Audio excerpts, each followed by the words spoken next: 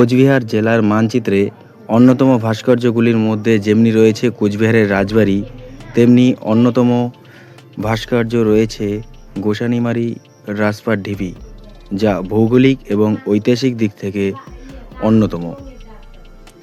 গোসানিমারি হল বন্ধুরা কামতাপুর রাজ্যের রাজধানী ছিল। ঐতিহাসিক সমৃদ্ধ এই স্থানটিতে আপনাদের আসতে হলে দিনহাটা, প্রথমেই বলে দিই বন্ধুরা, এই স্থানটি দিনহাটা মহকুমা অবস্থিত। এখানে আসতে হলে দিনহাটা বাস বা ট্রেন থেকে নেমে সরাসরি অটো বা টোটো আপনারা পেয়ে যাবেন এই গ্রামটিতে পৌঁছানোর জন্য।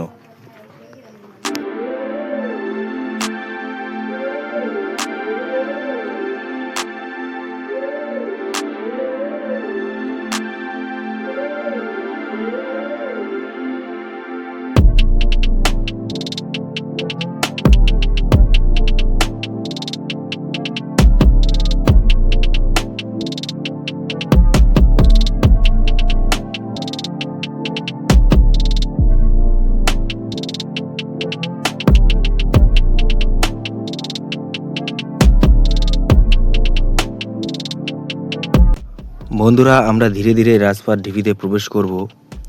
এখানে বন্ধুরা কোনো টিকিট সিস্টেম নেই, আপনারা বিনা পয়সায় এখানে ঘুরতে পারবেন। বন্ধুরা, এই কামতাপুর রাজ্যটিতে এক সময় পাল বংশের রাজারা শাসন চালাতো। পরবর্তীকালে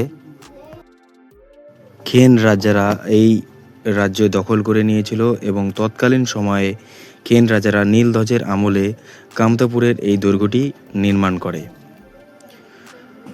তার পরবর্তীতে গোসানিমারির এই অংশটি ভূমিকম্পের কারণে মাটির নিচে চাপা পড়ে যায়। আর্কিওলজিক্যাল সার্ভে অফ ইন্ডিয়া নিয়ন্ত্রণে নিয়ে নেয় এই অংশটি এবং 1998 সালে এই অংশটির খনন কার্য চালু হয়। খনন কার্যের ফলে তারা পাথরের থালা বাসন এবং দেবদেবীর মূর্তি আরও নানান রকমের আসবাবপত্র তারা সেখান থেকে উদ্ধার করে।